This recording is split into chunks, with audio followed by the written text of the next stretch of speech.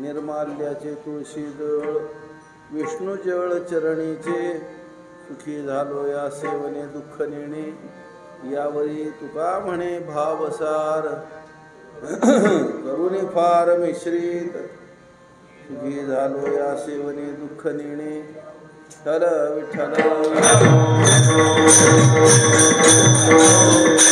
विद्रुमहे मनीर धवलच्छाये मुखे म्हणा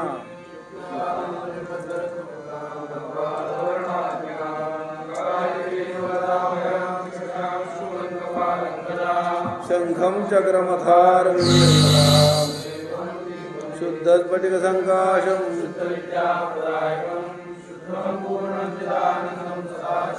विशुद्ध ज्ञान देहाय श्रेय प्राप्तिकाय माला पात्रे जडमरुशूले शब्ददर्शने यत्र यत्र रघुनाथ कीर्तनं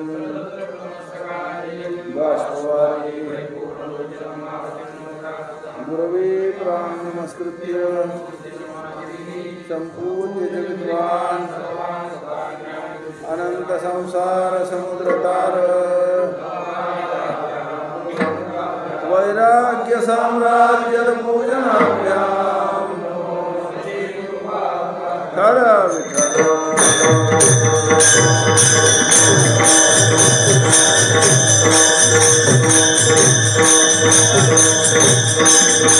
वनवाळू कृपाळू भक्त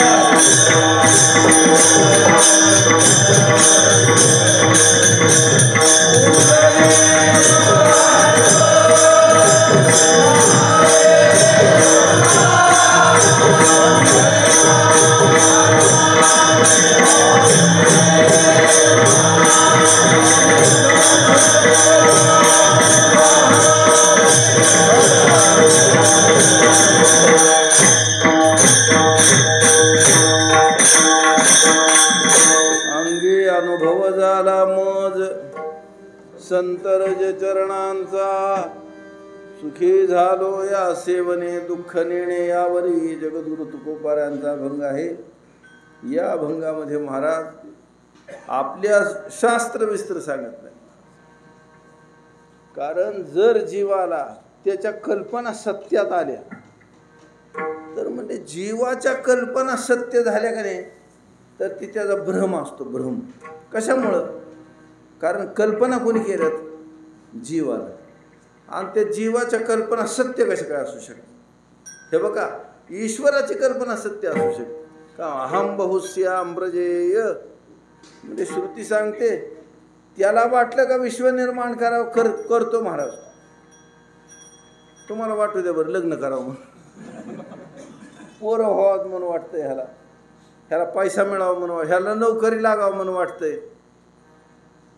महाराज उगा आपला संसार कशाला इचकून दावायचा, पण काय त्याच्यात चव नसती महाराज. असं संसारावर खुश होणारा का नाही बावळटच आहे.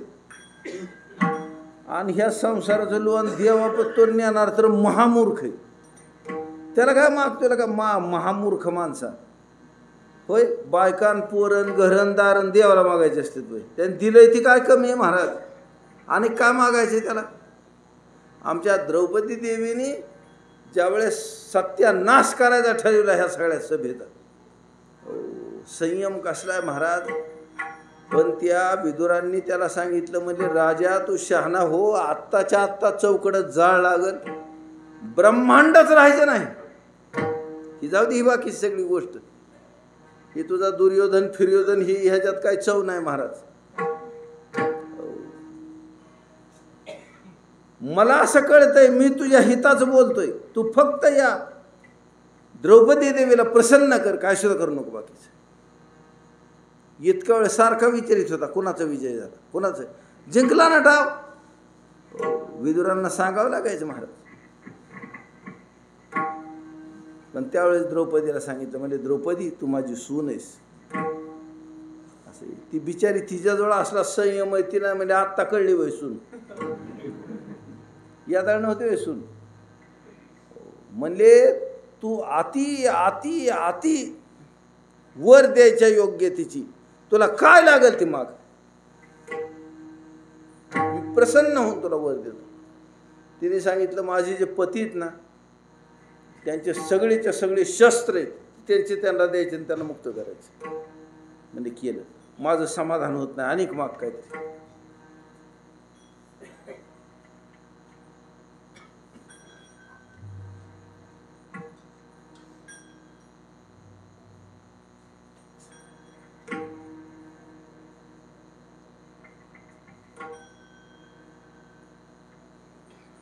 एक वर विसरलं बरं का. हा दास्यात मुक्त, आणि पुन्हा त्यांचे शस्त्र दे. शाबास विठ्ठल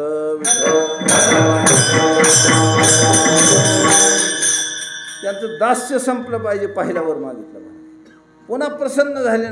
माग तुला काय मागायचं? त्यांनी सांगितलं ह्यांचे शस्त्र आहेत ते त्यांचे त्यांना दिले पाहिजेत. झालं का? त्या दोन गोष्टी दिल्यावर सांगितलं माझं मन भरत नाही, तो आणखीन मला काहीतरी माग. ती म्हणजे आता ह्याच्या पुढं मागायचं नसतं. अनंत वर मागायचा ब्राह्मणाला अधिकार आहे. आणि कोणत्या ब्राह्मणाला? वेदशास्त्र संपन्न ब्राह्मणाला. आणि ज्यानं एकाही संकल्पाची इच्छा केली नाही महाराज आयुष्यात, त्याला मागायचा अधिकार आहे. कुणी नाही मागायचं.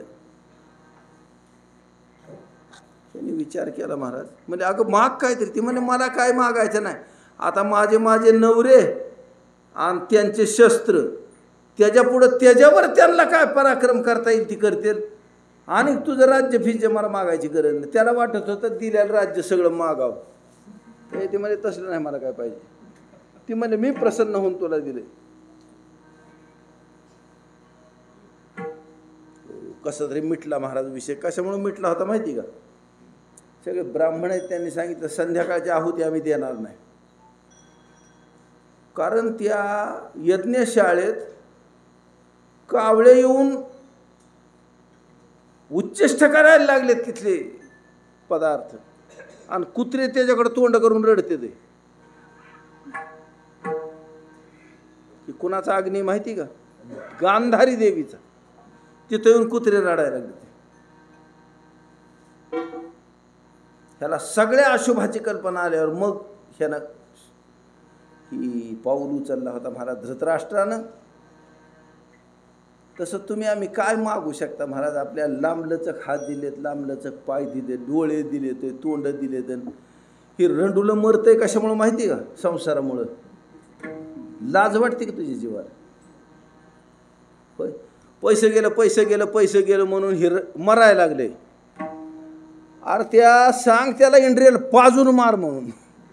काय करायचं असलं ठेवून तरी? होय रे, परमार्थ न करताना जगणारे काय माणसं आहेत काय? दाव आमच्या तुकाराम महाराजांनी सांगितलं फक्त ह्यांना 4 पाय नाहीत आणि शिपूट नाही. पुस नाही म्हणजे शिपूट नाही, पाय 4. पण ही जर कोण आहेत असं मला विचारलं, मी तुला सांगतो मनुष्य परी कुत्री ती. ह्याच्यात जगण्यात काय चव आहे महाराज? अरे संसार लय मोठा ज्यांना द्यायला दिलाय त्यांच्याकडे बघ ना तू, त्यांचं काय चाललंय ते. आणि ज्याला दिला नाही त्यांच्याकडे बघ त्यांचं काय चाललंय ते. हे संसार ज्यानं दिलाय त्याच्याकडे बघावं लागतं. जी दिलाय त्याचं नाही ना दिला गायचं महाराज. आणि दिलाय त्यानं तुला इतक्याला बुरबुड येत असलं तर अनेक मागून काय करायचं आहे? होय, 5 कारखान्याने ह्याला बुरबुड यायला लागल्यात आणि 25 झाल्यावर ह्याचं काय व्हायचं? हे काय अंबानी होय?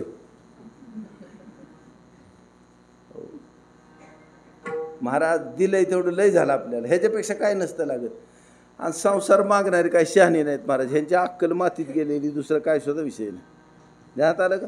मागायचंच असलं का नाही तर माणसाला देव मागावं महाराज. मागायचं असलं तर शास्त्र मागावं आणि मागायचं असलं तर साधू मागावं. पुन्हा काय मागू नये? विठ्ठल विठ्ठल.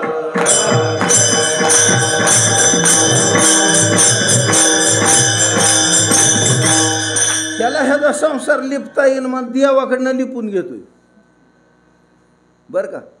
ज्यांनी सगळ्या संसाराची राख रांगोळी केली त्या महाराजाला ह्याचा संसार लिपायला होतोय. महाराज बी बसलाय पुतीर देत. ध्यानात आलं का? तसलीच नादी नाही लागू महाराज. आमच्या तुकाराम महाराजांनी अशी जळजळीत कडवून उत्तर नारड्यात ओतलेत आहे. बघा ज्यांच्या लक्षात येत असेल त्याच्या लक्षात येईल महाराज. मनुष्य देह केवळ भगवत प्राप्तीसाठी दिलाय माणसाला, संसार गोळा करायसाठी दिलाच नाही महाराज. दिलाय ते संसार चिकार झाला आणि दिलाय त्याच्यातच तू चिर करायला लागलाय. अनेक देऊन काय होणार आहे? काय मागू नको. ती शहाणा असला तर मागू नको. तुकाराम महाराजांनी सांगितलंय म्हणून मागू नको. आणि तुझ्या बुद्धीनं तुला येत असला करायला विचार तर कर, आणि मागितल्यावर काय होईल त्याचा विचार कर. एवढ्या संसाराने तू इंद्रियल प्यायच्या नादावर आलाय. अनेक लय मोठं दिल्यावर काय त्याच्यात काय अमृत प्यायचं काय तुझं? कुठं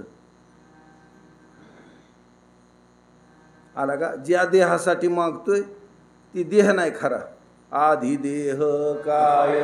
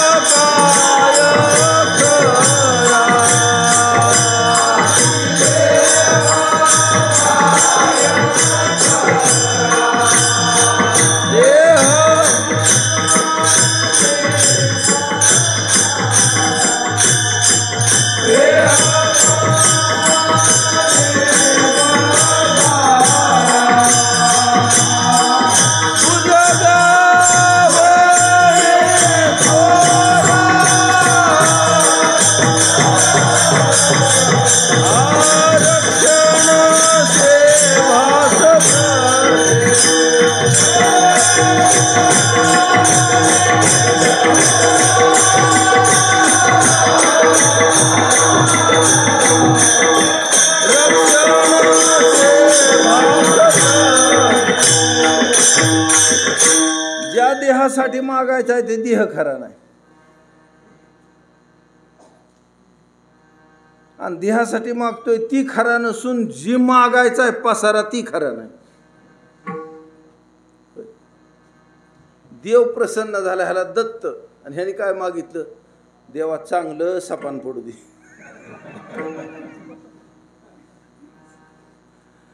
ती बारकुसैन ही मोठे, ह्याच्यात दुसरा नाही काय फरक महाराज. आलं का लक्षात? माऊली ज्ञानोबा सांगतात, अज्ञानाच्या निदा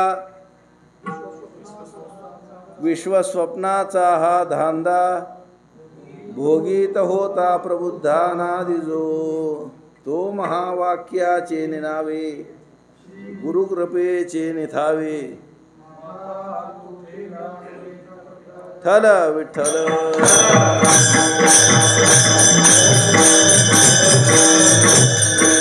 जाग व्हायचं बघ तू, कारण जाग व्हायची वेळच एवढी, फक्त हा देह मिळाला ना एवढीच. कोंबडा जागा होतोय? कोंबडा? कुत्र जाग होतं काय? जाग झालं तर माणसाला जाग होता येतं, आणि माणसं लवकर जाग होईनात म्हणून शास्त्र ह्याच्या नावाने वरडते ते, ऋषी ह्याच्या नावाने वरडते ते, आणि साधू संत तर ह्याच्या कानात बोंबलतात महाराज. उठा जागे वारे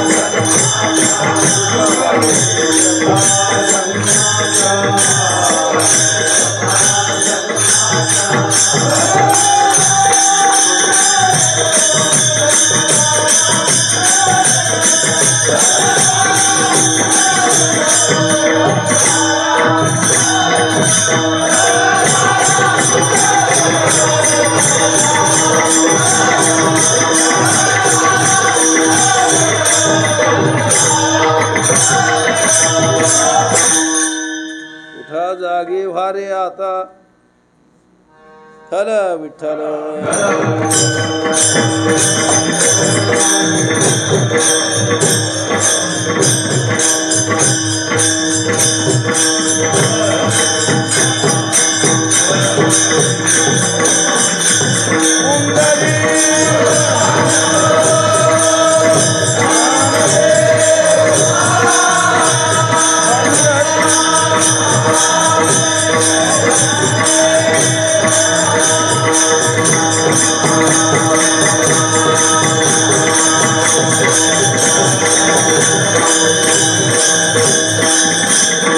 साधा शहाणपणा आहे महाराजी, हो का?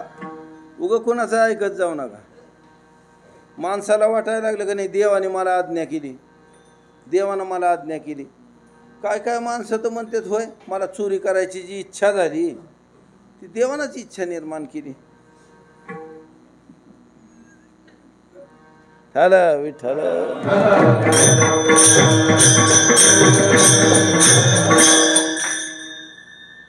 हरिद्वारला एक राहत होतं पोरग, बरं. रामसुखदासजी महाराज त्यांच्यापाशी ऐकायला जायचं, त्यांचं प्रवचन पहाटे असायचं, बरं का. पहाटे 4 वाजता सुरू व्हायचं आणि 5 वाजता संपायचं, आणि पुन्हा काय बोलत नव्हते कुणाला. ही गर्दी करू नका ना, ही रहिदळ म्हणून त्याच्या आधी ज्यांना ह्याचीच गरज आहे त्यांनी फक्त तिथे यावं, बाकीच्यांनी येऊच नाही.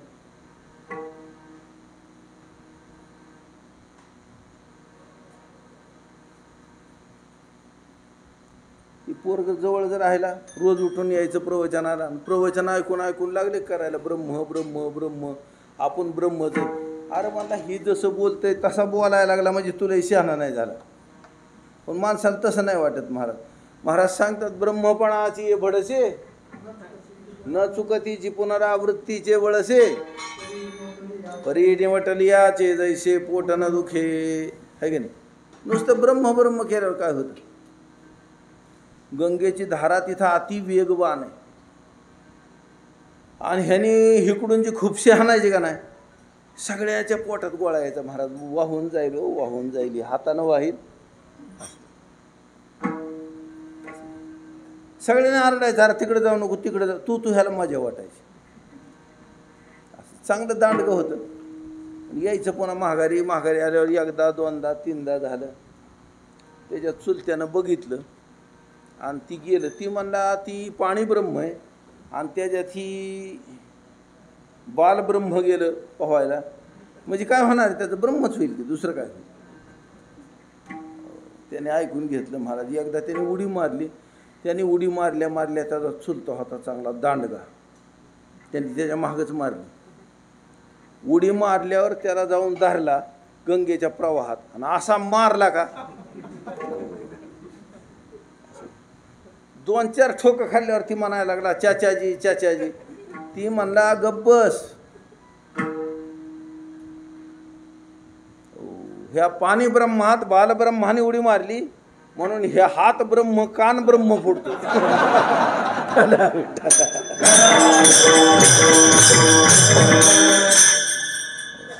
ती लागलं याव याव याव. कारण कसं आहे बरं का, त्या ब्रह्माची परीक्षा का होत असते माहिती का? सुखदुःखाच्या प्रवाहात होत असते. असं ही तर निवांत बसल्यावर नसती होत महाराज. ही ब्रह्म म्हणेल, नाही तर ब्रह्मदेवाचा बाप म्हणेल, नाही तर काय बी म्हणेल ना त्याला. ह्याची परीक्षा व्हायची वेळ वेगळी महाराज, वेगळी. अशोचानन व शोचस्वम प्रज्ञावादांश भाषसे गतासु न गतासूंश्च नानुशोचन्ति पंडितः. महाराज सांगतात, त्याला सांगितलं, मला जर पुन्हा ही बालब्रह्म गंगा ब्रह्मात गेलं तर म्हणला ही हात ब्रह्म ती पाठ ब्रह्मीत मारून मारून त्याचं दीर्घ करील. पुन्हा ती आंघोळीला चाललं का की तिथं संन्यासी असायचे, सगळे संन्यासीच असायचे. मग त्यांनी नुसतं म्हणलं का, चाचाजी, तिकडला बसून आंघोळ करायची.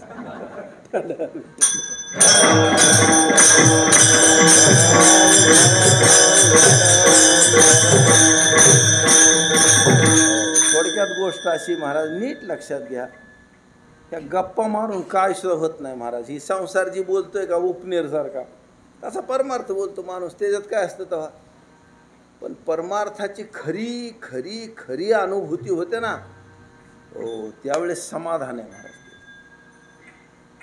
आमच्या तुकाराम महाराजांनी एक गोष्ट सांगितली. म्हणले, एक जणानं कागदावर काय लिहिलं, साखर. किती लिहिलं? अख्खं पान भरून लिहिलं. बरं, पहिले माणसाला साखर नसायची महाराज, तुम्हाला माहिती का नाही, पुडीत आणायची ती. अहो, बुकनीची पुडीच असायची, 5 पैशाला आहे का नाही. बुकनीची पुडी, साखरेची पुडी. ज्या दिवशी एकादश असेल त्या दिवशी म्हातारीला तेवढा चहा, कोणाला चहा नाही बाकीचा कवाच. त्या म्हातारीला पुन्हा चटाकभर फराळाचं असायचं 4 वाजता. किकून जीव गेला.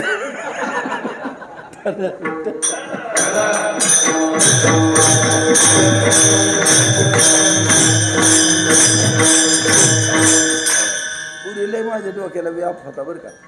एक पारद्याचं पोरग त्याचं अंग बाहेर पडलेलं, आणि त्याला औषध द्यायचो आम्ही, करून द्यायचो. औषध कडू झार लागायचं, पण त्याच्यात अनुपान साखर होती. मग ती इतक्या आवडीनं प्यायचं का, ती रोज आयला म्हणा, चल औषध आहे. 1.25 महिना झाला तर रोज. आणि आल्यावर खुरप तरी नी, इळा तरी नी, पोत.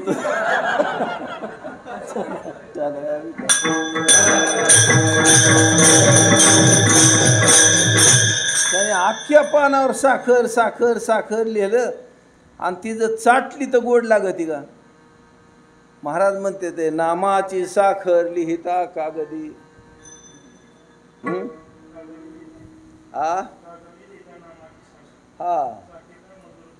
हा, कशी गोड लागेल म्हणले, गोड नाही लागेल.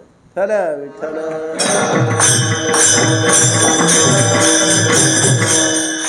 तसं ही भगवद्गीता गाथा ज्ञानेश्वरी ही तर फक्त शब्द समजतात ज्ञात.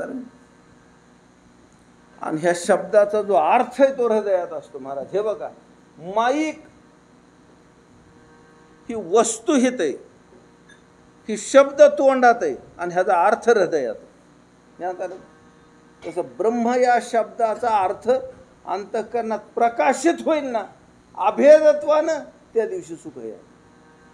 तवर तुला पोरं होऊ, ती आणि पुन्हा इंजिनियर होऊ, नाही तर तिकडे डॉक्टर होऊन विनाकारण ऑपरेशन करू, सगळ्याची सुख नाही लागत. तुम्ही विचार करून बघा, डॉक्टरला सुख लागत, डॉक्टरच्या बापाला सुख लागत नाही. त्या डॉक्टरला त्याचा रोग होतच नाही, असंच मरतं. विठ्ठल विठ्ठल.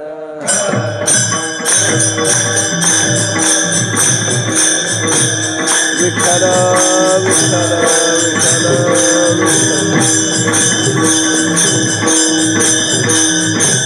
ऐका ऐका, कर्माच्या अधिकारातनं जी वर गेला का त्याच्यावर कर्माचे नियम चालू राहत नाहीत. नीट ऐका.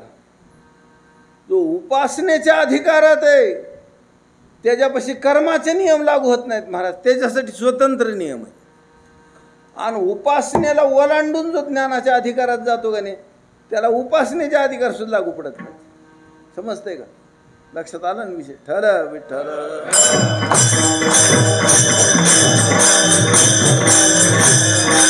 कारण प्रजा ह्यांना नियम वेगळा आहे, शिपाई त्याला वेगळा आहे, आणि मंत्री त्याला वेगळा आहे, राजा आहे त्याला वेगळा आहे महाराज. विठ्ठल विठ्ठल.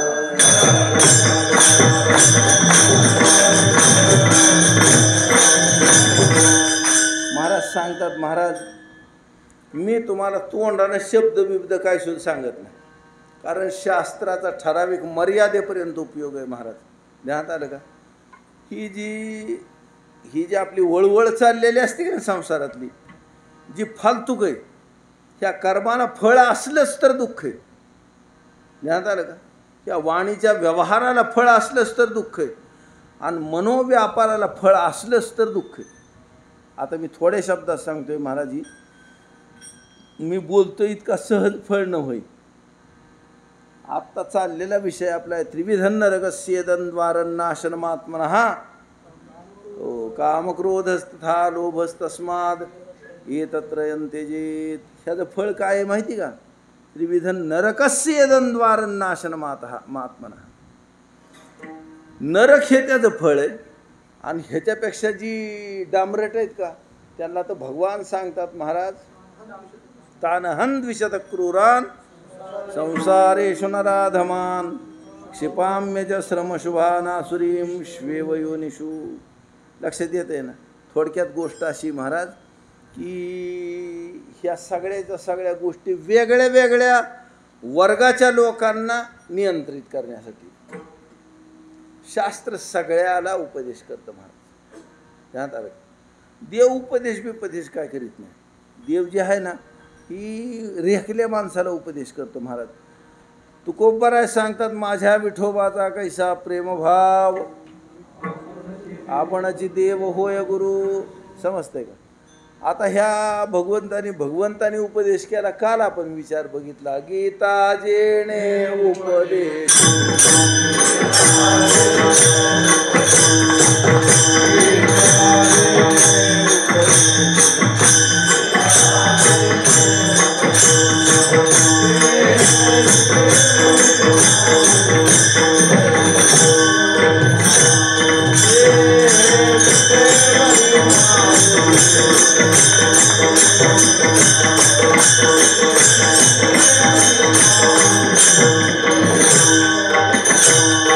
गीता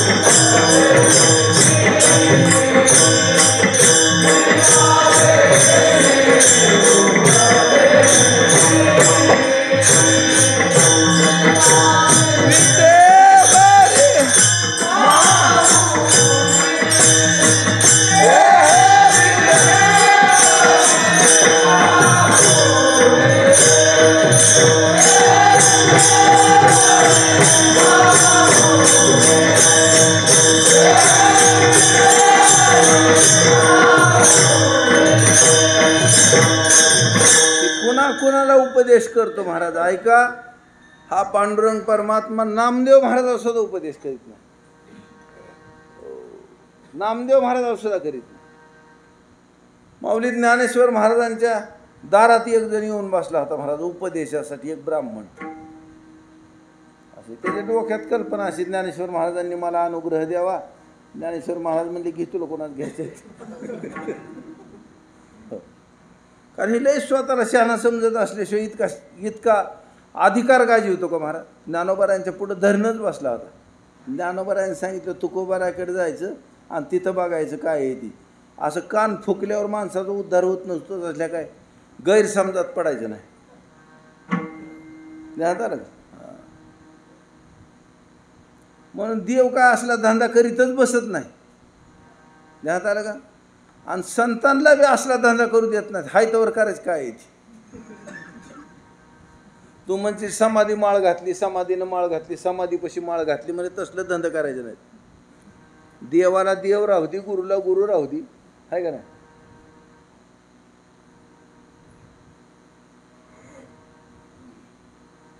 महाराज सांगतात आता एक अनुलोम उपदेशाची पद्धत आहे आणि एक प्रतिलोम पद्धत. ही प्रतिलोम वापरली बरं की या अभंगात. बघा आता थोडक्यात आपल्याला जमल तेवढा बघू विचार ह्याचा. महाराज सांगते ते हो का, आधी पहिल्यांदा माणसांना आधी कशाचं लागलं पाहिजे, म्हणजे कर्माच्या लागलं पाहिजे. कर्म करीत करीत निष्कामता त्याच्या ठिकाणी यायला पाहिजे. कर्माचं सार्थक झालं महाराज. आणि कर्म सोडल्यावर निष्काम पुरुषांनी कर्माला दुःख होत नाही महाराज. ध्यानात आलं. सकाम पुरुष कर्म सोडायला लागला तर ह्याला कोण फळ देईल कळतंय का. आजच सकाळी विषय झाला का नाही, काय रे आपल्याला होई पाहिजे. विठ्ठल विठ्ठल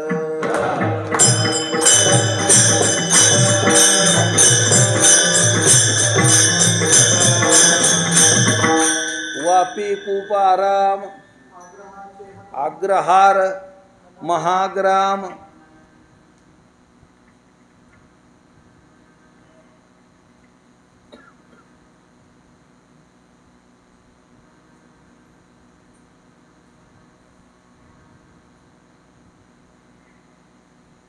विठ्ठल विठ्ठल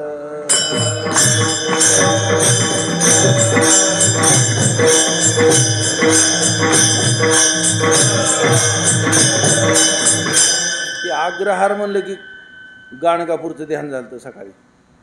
अग्रहार हन महाग्राम काय रे. अनेक हे नाना संभ्रम व्रताचे हे, अनेक नाना संभ्रम व्रताचे हे. ही सकाम कर्म आहेत का नाही. सकाम कर्मातच जिरला तर तू कर्माला दुःख होतं महाराज. तू तुझ्या इच्छेने सोडून माणसाला माझ्यासाठी काय मिळावं असं काय काय वाटेल बरं. आपल्यात एक जणाला तरी वाटलं की मी पंतप्रधान व्हावं, नाही वाटत ती चांगलं आहे. ध्यानात आलं. कारण सकाम इच्छा करायला सुद्धा अधिकार लागतो महाराज. पण कर्म करीत करीत त्याची सकामता संपून जाते, ही कर्माचं यश आहे. आलं का लक्षात. आणि त्याच्या ठिकाणी निष्काम कर्माची बुद्धी होते महाराज. आणि निष्काम कर्म दनादनाच ह्याच्या अंतःकरणाची शुद्धी करते. ध्यानात आलं. कारण उपासनेला इतकं काम राहत नाही शुद्धीचं जितकं कर्माला. आणि ती कर्म निष्काम कर्म करू शकतो महाराज ती शुद्धी. आमची एक ठल विठ्ठल पापाजी म्हणून एक महापुरुष होते महाराज. मागं पुष्कळ वेळा त्यांचा विचार बघितला आपण. म्हणले ते काय काळ नोकरी करायची आणि नोकरी केल्यावर त्यांच्या अंतःकरणाची अशी वृत्ती व्हायला लागली. एका साधूने असं झाडलं होतं का त्यांना. ती आली की ती शिंडीन फिंडीन घेऊन सवळ्यात महाराजांच्या दर्शनाला. त्यांच्या शेजारच्यानी एक जणांनी त्यांना त्यांची ओळख करून दिली. म्हणजे हे तुलसीदास महाराजांच्या वंशातले. आता त्यांनी नमस्कार करायची पद्धत इंग्रजी बघितल्यावर त्यांना सांगितलं म्हणजे बरे तुला लाज फीज वाटत नाही का. त्याच्या अंगाचं पाणीच झालं महाराज. मला मी इतक्या चांगल्या वंशातला इतका मोठा नोकरदार आणि हे म्हणतोय तुला लाज वाटत नाही का. तुम्हाला नाव कोणाचं सांगितलं? तुला लाज वाटते का? मी तुलसीदासांच्या वंशातला, ह्याची लाज वाटते का तुला? तुलसीदास महाराजाला काय नोकऱ्या मिळल्या नसत्या म्हणून तू लागलाय करायला, आणि नोकरी करून महाराजांनी जी मिळवलं त्याच्याहून तुला ज्यादा मिळणार आहे. आपण लक्षात ठेवीत जाऊ महाराज, आपल्याला माहीत नाही, नशिबाने का आपल्याला माहिती. मला पानकरीस आहे आमचं देवाक, नशीब आहे आपलं. हे शिवाजी महाराज नव्हते व्हायला पाहिजे, नाही तर आपलं देवा का अल्लाच झाला असतं.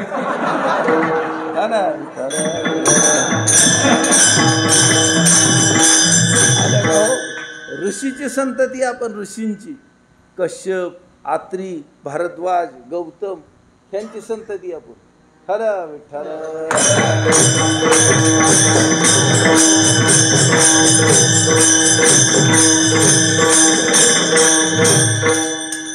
महाराज सांगतात, महाराज ह्या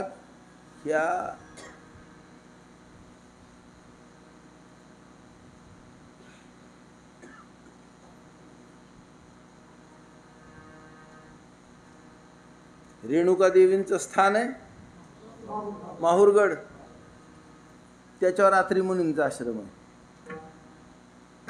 आता सगळी हेलिकॉप्टर वापरते तरी तिथे जात नाहीत माणसं कोणी, बरं का. तेव्हा कोण जात असेल महाराज? आणि तिथे ह्यांचा संसार चाललाय दोघांचा माहुरगडात. एका शिखरावर रेणुका माता, एका शिखरावर दत्तात्रय महाराजांनी, एका शिखरावर आत्री नानुसर.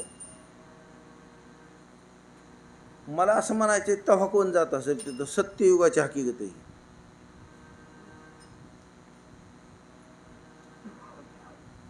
आणि आत्ता तिथं अशी परिस्थिती, झाडं डोंगर, तेव्हा काय असेल कोणाष्टक विचार करून बघा. आणि तिथं ही काय करते तर संसार.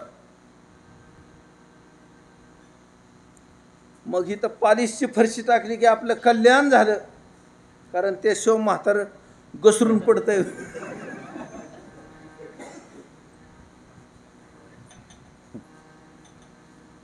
ह्याच्या डोक्यातच कल्पना नाहीत महाराज असल्या काहीच. आणि ह्यांच्यात अतिथी म्हणून येते ती 3 देव येतात, ह्यांची कीर्ती ऐकून येतात. ह्यांची कीर्ती कुठवर गेली माहिती का? सत्यलोकात, कैलासात आणि वैकुंठात ह्यांची कीर्ती. कोणाची?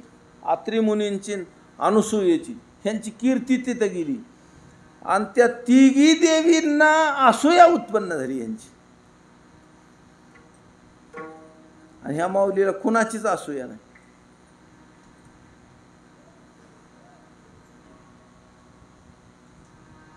ह्याचं नाव संसार आहे, संसार. आपल्याला गावातली माणसं म्हणतात, पाहुणं तुम्ही कुठले? मला हितलाच आहे की राव.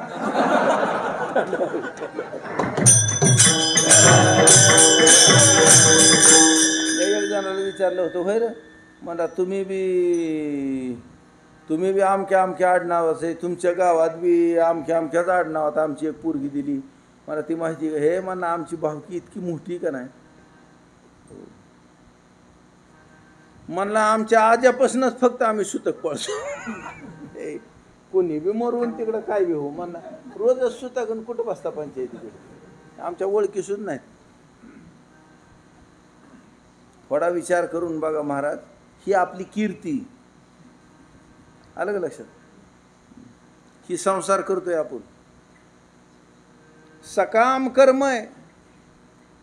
ह्या शास्त्रोक्त कर्मानं जीवाच्या अंतःकरणात निष्कामता आली तर रस्ता बरोबर आहे वळखायचा.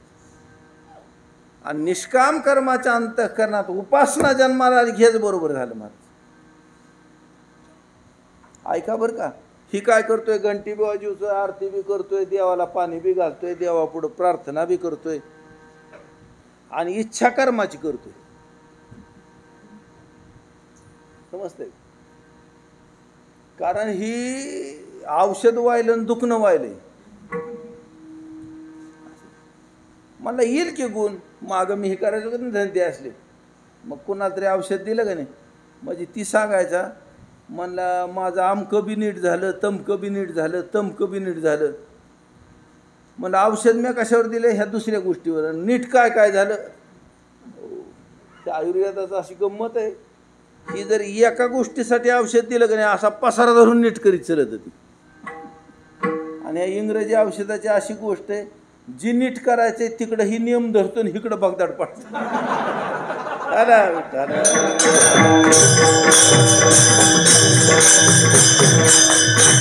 महाराज म्हणला कसलाच खोकला आला नाही औषध घेतल्यापासून. मग मला दवाखान्यात कशात ठेवले? मला डायलिसिस करायचे. मला खोकल्याला परवडलं असतं की. आलं का लक्षात?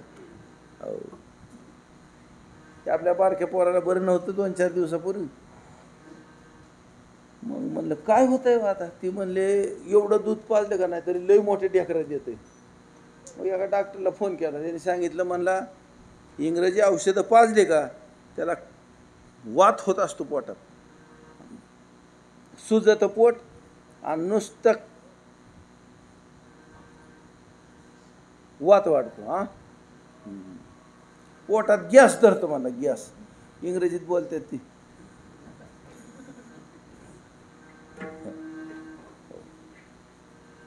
मला फक्त एक गोळी दिली तेवढी उघडून द्यायची अर्धी आणि संध्याकाळी अर्धी द्यायची. मग पळायला लागले आज. आता थोडक्यात गोष्ट अशी महाराज, निष्काम कर्म ज्याचं फलद्रूप झालं त्याच्या ठिकाणी उपासनेचा जन्म होत असतो. महाराज माणसाला देव का आवडतोय? मला त्याच्या पाया पडाय गेलतो म्हणून पोरग झालं म्हणून देव आवडायला लागलाय. मला तसं ठीक आहे, पण बरं का तेवढ्यासाठीच नाही देवाचा नाद करायचा. आणि ज्याच्याजवळ उपासना फलद्रूप झाली त्याला परमात्मा फक्त फळ देतो, एकच राहिलेलं असतं त्याच्यानंतर, आणि ते म्हणजे महापुरुषांची उपलब्धी करून देतो. बस, समजतंय का?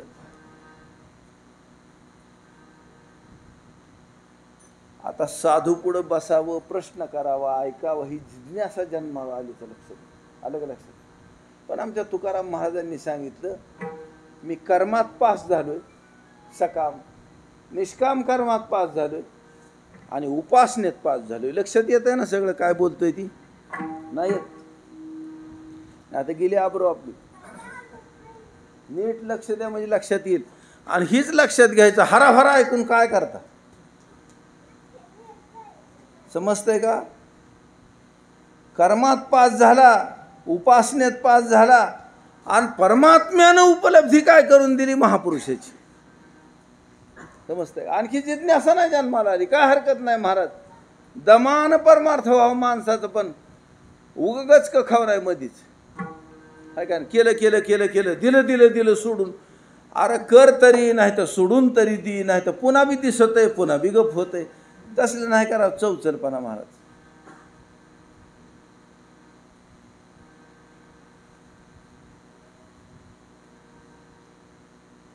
काय काय तो ऊस बघितला का नाही? म्हणजे खाली एवढ्याला कांड्या, खाली पुन्हा त्याच्यावर एवढ्याला एवढ्याला एवढ्याला 10-12 कांड्या, पुन्हा एवढ्याला कांड्या. ही वळखाची, ही उग भयाड दिसतंय.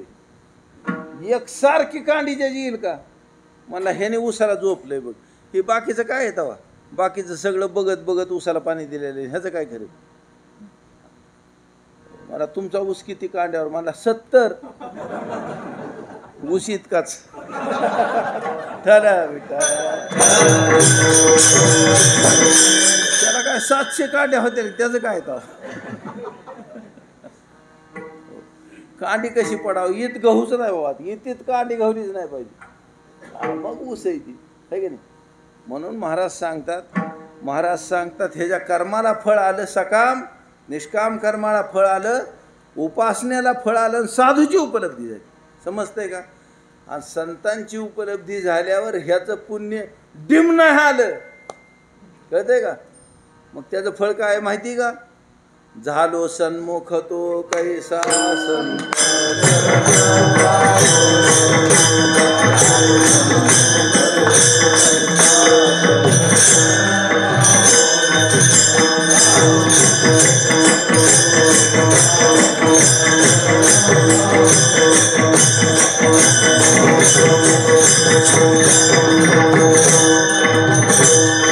पुण्य फळ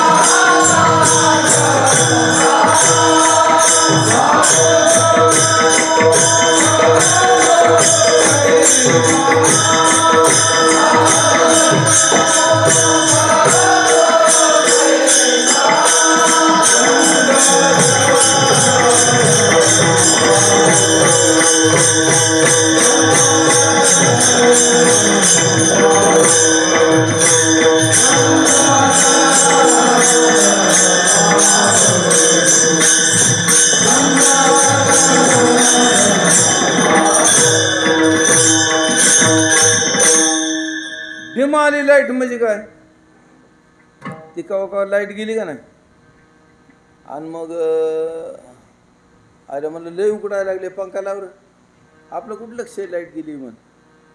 पण लाईट चालू होती तवर काय नाही, पंखा लावला की कुई कुई. तसं ही कीर्तन आलं, येऊस तो चांगला होता, कीर्तन चालू झाल्यावर कुई चालू झाले.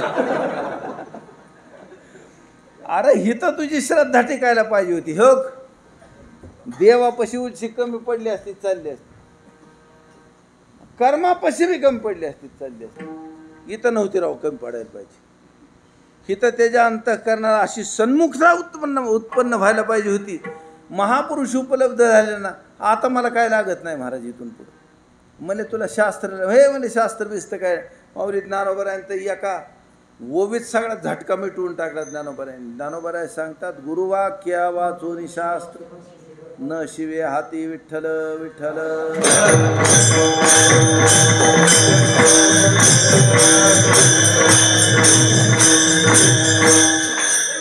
शरीरावर 100% आणि आलं का लक्षात. नाही तर असं नाही झालं महाराज. परवा आपण अभंग घेतला होता की नाही, काय रे, देह भाव हरपला तुझं पाहता विठ्ठल. म्हणजे ह्या शरीरावर चांगला आहे. आणि आलं का लक्षात, चांगलं स्मरण आहे शरीराचं. माणसाला असं वाटतं महाराज म्हणले त्या महाराजाला का नाही भानच राहत नाही कुठे काय, ती मला ती येडं दिसते. तुम्हाला असं वाटतं काय ध्यानात राहत नाही, ज्ञानाचं लक्ष नाही, तसलं काय नसतं म्हणून. ध्यानात राहत नाही म्हणजे त्याची बुद्धी कमी झाली.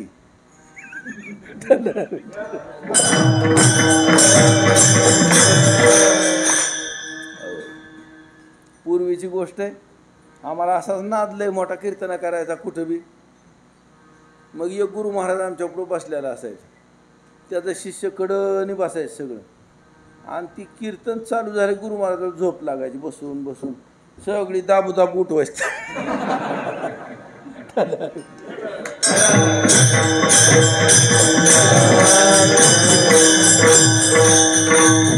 मी म्हणलं कीर्तन चालू झालं, त्यांना सेवा करायची काही इच्छा होती गड्या. पुन्हा ध्यानात आलं, म्हणलं ही झोप होते का.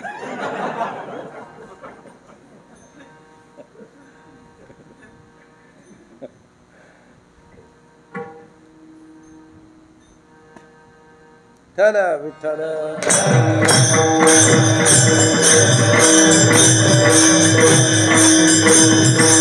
महापुरुषाच्या समोर जर जीव बसला बर का, आणि जीव जर अंतर्मुख असला, नीट ऐका, तर ज्या प्रक्रिया उपासनेनं व्हायला पाहिजेत, ज्या प्रक्रिया योगानं व्हायला पाहिजेत, आणि ज्या प्रक्रिया विवेक वैराग्यानं व्हायला पाहिजेत, त्या मनानं चालू होत्यात. नीट ऐका मी काय सांगतो, समजतं का. ही फक्त अंतर्मुख पुरुष साधूच्या जवळ बसल्या बसल्या होणारी गोष्ट आहे महाराज. विठ्ठल विठ्ठल.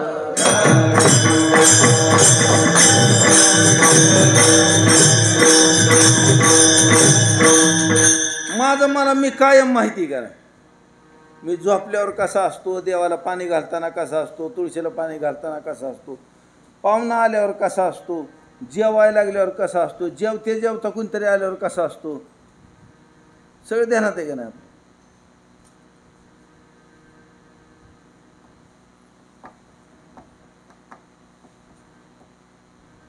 ही मी कधी कसा असतो हे माणसाला अंतर्मुख पुरुषाला कळणार आहे. आलं का लक्षात. हे बघा, मी काय अन्न खाल्ल्यावर माझ्यावर काय परिणाम होते, कोणाच्या हातचं खाल्ल्यावर काय परिणाम होते ते ध्यानात आलं का. कोणत्या जागेवर बसल्यावर काय परिणाम होते ते, आणि कोणत्या वस्त्राला स्पर्श झाला काय परिणाम होते, हे कधी कळतं, अंतर्मुख पुरुषाला कळतं. आलं का लक्षात. महाराज सांगते ते, मी आत्तापर्यंत कर्म ओलांडलं, उपासना ओलांडली, पण ज्या वस्तूंची उपलब्धी अशी लांबनं सुद्धा मला झाली नाही बरं का.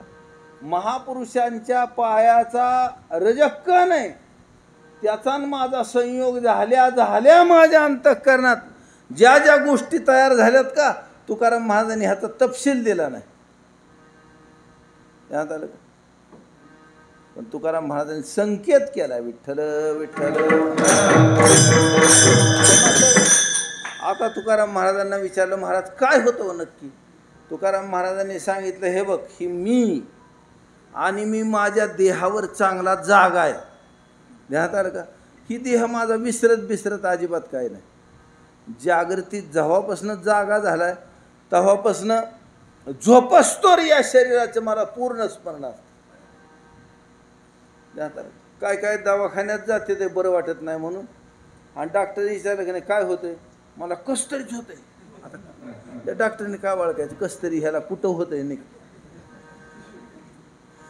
समजतंय का?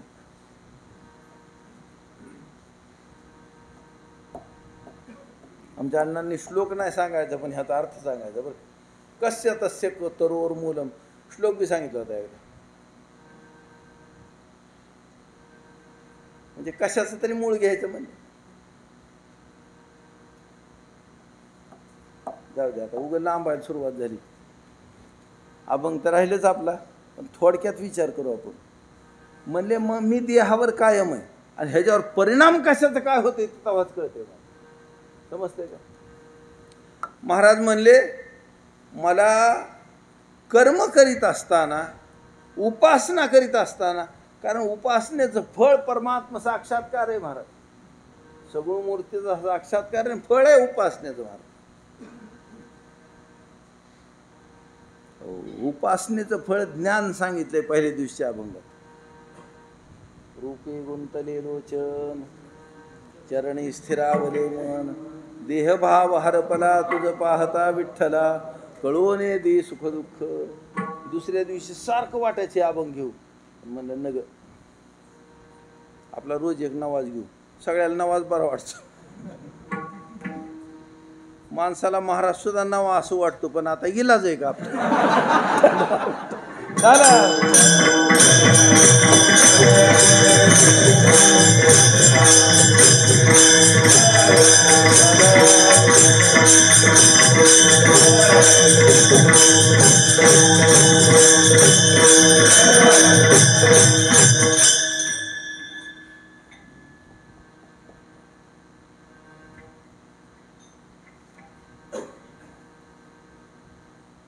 त्यांनी सांगितलं शिव शिव झाला विठ्ठल.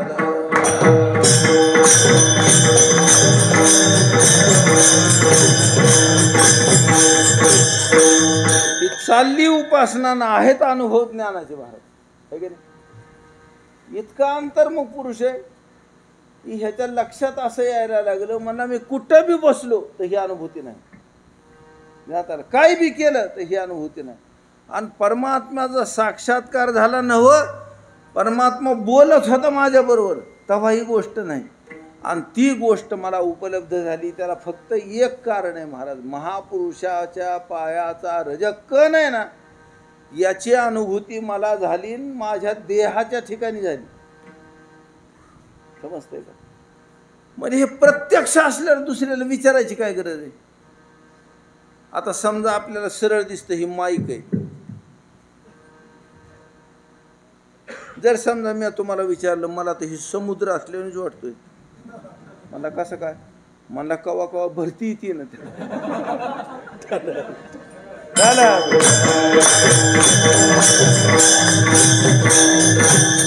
त्याला तसे नाही भरती येत, ऋषीने असं केलं.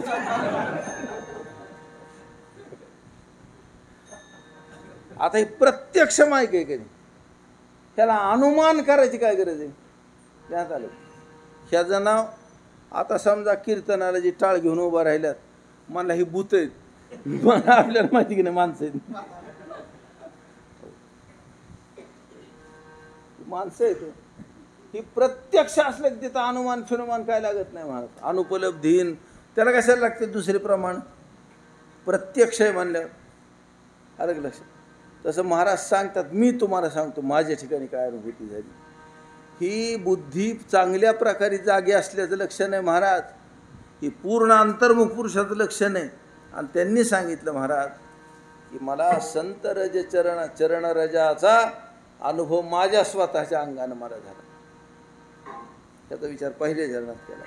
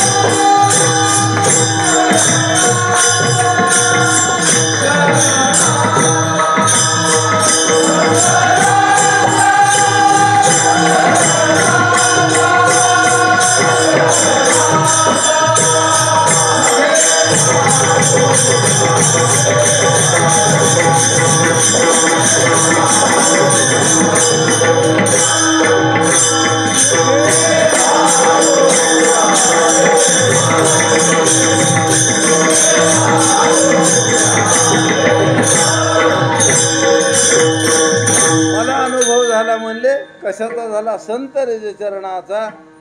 महाराज म्हणजे झाला अनुभव, तवाचाच अनुभव घेऊन हिंडतोय आयुष्यभर. हे म्हणजे तसलं नाही.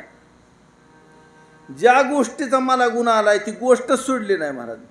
त्याला त्याचं सेवन केलं. सेवन म्हणजे या अनुभवानं मी सुखी झालो.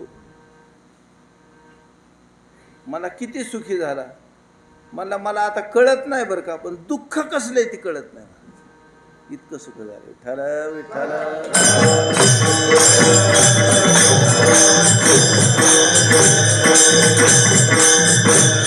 आम्ही पहिलं गाडीवर हिंडायचो का नाही, मालक होतो बारीक. मग ती गाडी तसली, मग गाडी तसली, मी बी तसलाच. आणि गारव्यात यायचं, अजिबात कुठं थांबायचं नाही. किती वाजू तिकडं आपल्या आपल्या घरी येऊन पडायचं. आणि ती हात गार पडायचा असं. मग हिथं आल्यावर तापायचं. पण ह्या हातानं ही गार पडल्यावर ह्याच्यात रक्त गार पडणार का नाही?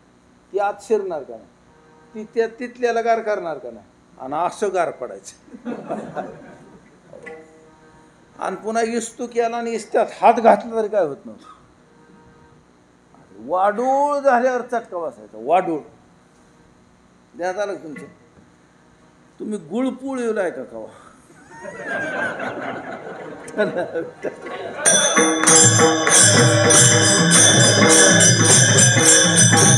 गुळाचा चटका कुठे द्यायचा? बहुतेक पायात काटा मोडतो आणि त्याला चटका द्यायचा. मग ही जसं पटकीने कळतं का ह्याला, तसं पायातल्या कातड्याला पटकीने कळत नाही. आणि गुळ तापून त्याच्यावर टिपका टाकला का मग थोडा वेळाने चटका.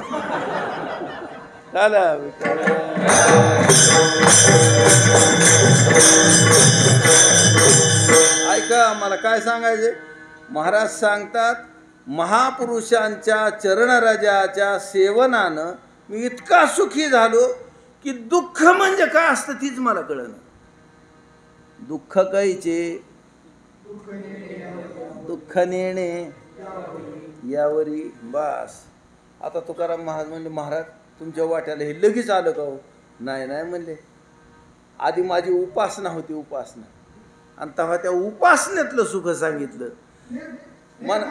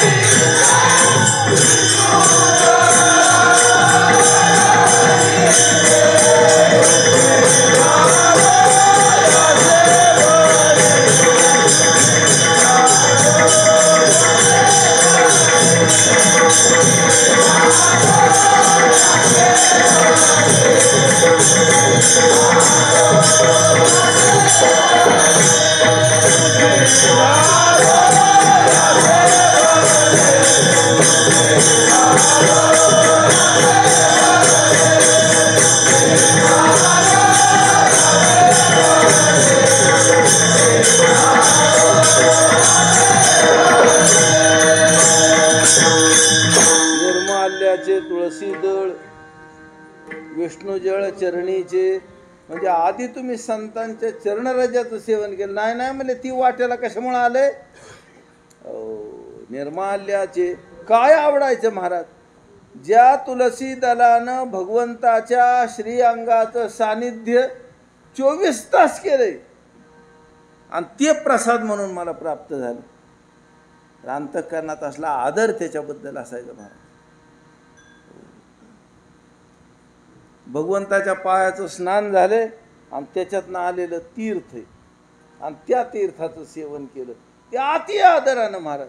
कारण मनुष्याच्या ठिकाणी ह्या गोष्टी अभ्यासानं वाढतात बरं का. आपल्याला ही संसार खरा अभ्यासानं वाटायला लागला.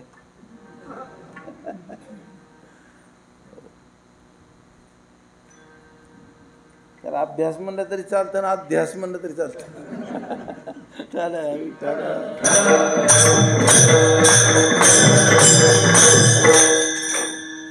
हे बघा, आधी काय पांडुरंगाच्या पाया पडल्यावर इतका आनंद होत नव्हता महाराज. पण पुन्हा पुन्हा त्याचं महात्म्य ऐकायला मिळायला लागलं की जास्ती आनंद व्हायला लागला. आलं का लक्षात? आणि पुन्हा ह्यानं चिंतनानं वाढवली महाराज गोष्ट ही. ध्यानात आलं का? ह्याचं सेवन करून करून करून करून महाराज सांगतात, ह्या सेवनानं मी सुखी झालोय.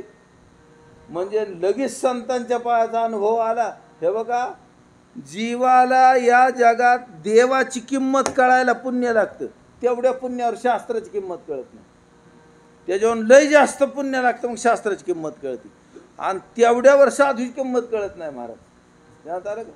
ज्याला शास्त्राची किंमत कळते का, त्याला शास्त्री आहे त्याला किंमत वाटते. कळते का? त्याला शास्त्रीची किंमत वाटते. त्याला तर वाटतं ह्याला तर असम भावना बी सांगत नाही, सांगता येत नाही, विपरीत भावना बी सांगता येत नाही, ह्याला समाधी बी सांगता येत नाही महाराज. संप्रज्ञात म्हणजे काय, असंप्रज्ञात म्हणजे शब्द अशब्दानुविध्य म्हणजे काय, दृश्यानुविध्य म्हणजे काय, कळतं तुम्हाला? आणि ही ज्याला कळतं त्याचं नाव शास्त्री. कळतं? आणि तीच त्याला पाणी लाव लाव सांगतो, पण त्याला माहीत नसती ती.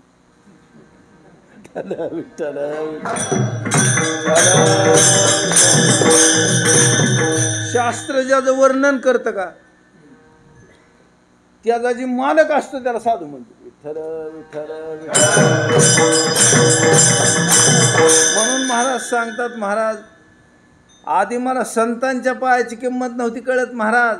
आधी मला किंमत कळायला लागली तुलसी दलाची, पुन्हा किंमत कळायला लागली विष्णुजळ चरणीचे, आणि त्याचंच सेवन करायला लागलो म्हणून सुखी झालो या सेवने. दुःख नेणे यावरी, आणि ह्याच्यावर दुःख नाही समजत राव मला. आता तुकाराम महाराज सांगतात म्हणजे होय हो, म्हणजे आम्ही तीर्थ घेतो पण आम्हाला तर कसणू करायला लागतं. चला विठ्ठल, आम्ही तीर्थ घेते मला पाणी आण पाणी आण.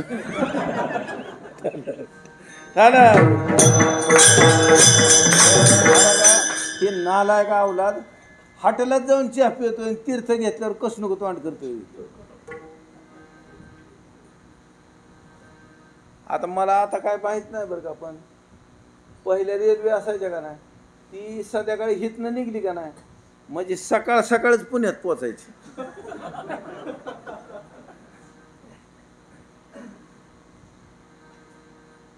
मग त्याच्यात बसल्यावर धिंगाणा दांगाणा गर्दी ती सगळं झालं का नाही म्हणजे ती उमरट पुत्र थिर व्हायचं.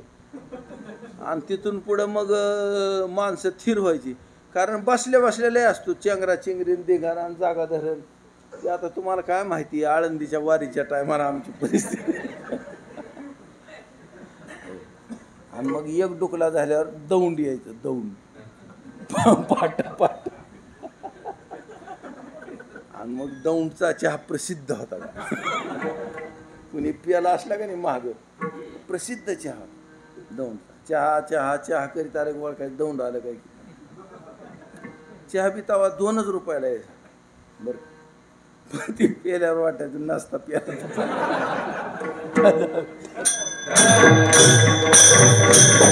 2 रुपये घालून कुठनं पिलो राव असं वाटायचं.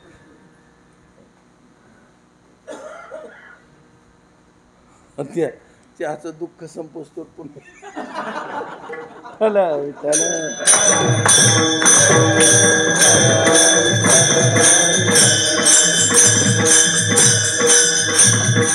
ती 82ची हकीकत 82ची 80ची हकीकत असेल बरं का. महाराज सांगता सुखी झालो या सेवने दुःख नेणे यावरी. ध्यानात आलं का. तुकाराम महाराज सांगतात ह्याचं सेवन करीत असताना म्हणले नुसतं सेवन केल्यावर काय होईल का. म्हणले होईल पण लय दम लागेल. मनुष्याला त्याची संधी किती दिवस मिळत असते महाराज बरं. परमात्म्यानं आपल्याला जी उपलब्धी दिली ना ती कायम राहील असं कोणी समजायचं नाही. आणि जर राहिली तर त्याच्यासारखा श्रीमंत नाही कोणी. विठ्ठल विठ्ठल.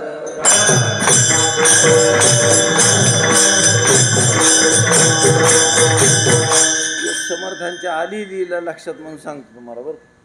एक वेळेस काय झालं, समर्थांचा देहांत झाला, दहन झालं आणि सगळेच्या सगळे लोक होते त्यांनी त्या अस्थी ठेवल्या एका वृंदावनात ठेवल्या समर्थांच्या.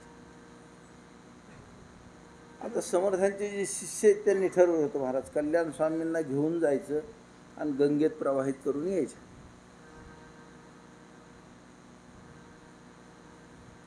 मग ह्यांनी ते आता गाठ कधी पडायची, उत्सवाला पडायची महाराज. आता आता रामनवमी चौकड व्हायची का नाही. त्यांनी त्यांच्या संप्रदायिकाला नियम करून दिला होता महाराज 3 वर्षातनं एकदा तरी यायचं गडावर. 3 वर्षातनं दरवर्षी नाहलत चालू तिथले तिथं उत्सव करायचे. मग अशा कधीतरी गाठी पडायच्या महाराज. इथं काय उत्सव असला तिथं काय उत्सव असला तर गाठी पडायच्या. पडल्यावर ह्यांचं असं ठरलं होतं महाराज ह्याच 2-3 जणांनी मिळून अस्थी घेऊन गंगेला जायचं आणि प्रवाहित करून यायचं. पण म्हणले सगळे मठाधीशच. मग ह्यांचे काय काम असायचे ती झाली, त्यांचे काय काम असायचे पुन्हा ती झाली तर ह्यांचे असे 5-4 वर्ष गेले निघून. एक वेळेस स्वामी महाराजांनी बहुतेक उद्धव स्वामी महाराजांनी असं ठरवलं की अस्थी घ्यायच्या कल्याणाकडे जायचं. कारण उद्धव स्वामी मोठे होते आणि त्याला घ्यायचं म्हणले तुझे काय काम असतील ती पुन्हा करू आल्यावर, पण आधी ह्या प्रवाहित करून यायचे. राहिलं म्हणजे तसंच राहतं ना. तर कल्याण स्वामी महाराज 4 महिने डोंजाला राहायचे देवीच्या मंदिरावर. 4 महिने डोमगाव राहायचे आणि 4 महिने परंड्याला राहायचे. परंड्यात मोठे महाराजांचा आणि त्यावेळेस नेमका त्यांचा टाइम परंड्यात राहायचा होता. आता दुसरीकडे गेले फिरतीला म्हणजे जायचे, पण एरवीच्या काळात त्यांचे राहायचे स्थान होती. परंड्याच्या मठात 4 महिने असायचे. त्या टायमात काय झालं नेमकं तिकडं उद्धव स्वामी पोहोचले आणि त्यांनी कथा केली. आणि त्यांची कथा म्हणजे 4 ते 6 अशी असायची. जेवण झाले की थोडा वेळ विश्रांती घेऊन सुरू करायची आणि सूर्यास्तापर्यंत करायची, संध्येच्या वेळेला बंद करायची. मग कथा झाल्यानंतर त्यांनी सांगितलं उद्या काशीला प्रस्थान ठेवायचे आणि इथनं समर्थांच्या अस्थी काढून घ्यायच्या आणि उद्या सकाळी सूर्योदयाच्या चालायला लागायचं. मग म्हणजे आता उद्या सकाळी निघाल्यावरती अस्थी काढायचे, त्याच्याऐवजी आत्ता काढून ठेवायचं. कीर्तन संपलं, अस्थी काढायला सुरुवात केली. तिकडं स्वामींचं कीर्तन चालू होतं, इकडं कल्याण स्वामींचं कीर्तन चालू होतं. आणि कल्याण स्वामींचं कीर्तनही संपलं आणि तिकडं उद्धव स्वामींचं संपलं. त्यांनी वृंदावन उकरायला सुरुवात केली. ह्यांना जाणीव झाल्या बरं का. जाणीव झाली की ती तसंच बसले खाली, प्राणायाम केला आणि प्राणायाम करून देह सोडून दिला महाराज. मग इथल्या लोकांनी त्यांचं शरीर नेलं डोमगावला, तिथं त्याला अग्नी दिला बरं का. आणि त्यांचा 13वा झाला कल्याण स्वामींचा. तोवर सज्जन काढावून अस्थी आल्या समर्थांची आणि हिथं आल्या तर कल्याण स्वामींनी देह ठेवून दिला. ज्या दिवशी अस्थी काढल्या त्या दिवशी ठेवला. आणि कल्याण स्वामींना बरोबर घेऊन जायचं होतं समर्थांना, दोघांच्या अस्थी बरोबर नेऊन गंगेत सोडून दिल्या. विठ्ठल विठ्ठल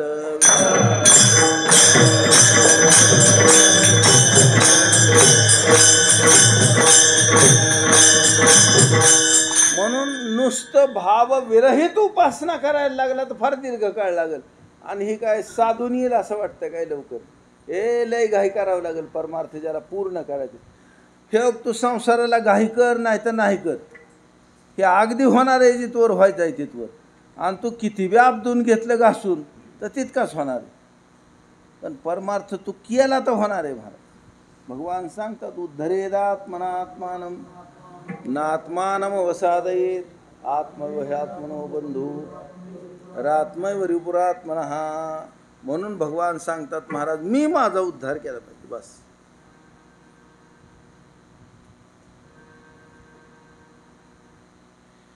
मग हेच कर्म करताना हीच उपासना करताना वापरलं काय पाहिजे. हे बघा कर्म तर एवढंच करायचं, उपासना तर उपासना किती करायची. मला तुळशी तळ घेतले की डोक्यावर ठेवले, त्याचा गंध घेतला आणि खाऊन टाकले. तीर्थ काय तीर्थ घेतले आणि डोक्याला लावले ज्ञात आलं. आता ह्यानं जी पुण्य प्राप्त होईल त्याच्यापेक्षा ह्याच्यात खूप श्रद्धा मिश्रित केली का नाही तर क्रिया एवढीच आहे, फळ मात्र मोठं मिळेल.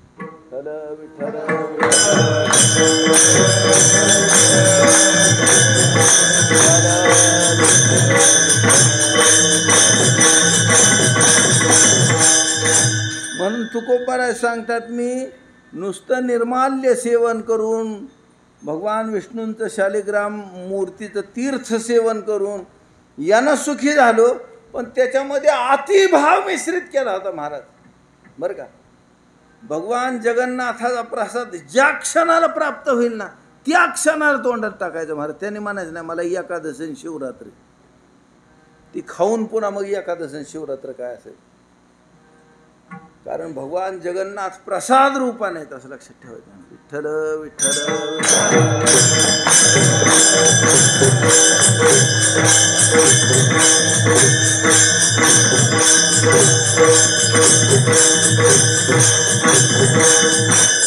म्हणून अतिश्रद्धेनं मिश्रित करून हे क्रिया केली.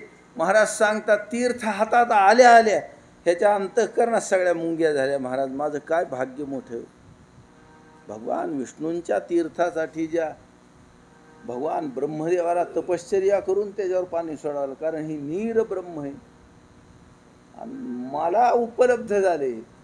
उपलब्ध आचार्य महाराज तर म्हणतायत महाराज गंगा जल लव कणिका पिता भज गोविंदम भज गोविंदम भज गोविंदम मूढमते है की. म्हणून महाराज सांगतात तुका म्हणे भावसार करुणी फार मिश्रित सुखी झालो या सेवने. विठोबा रखुमा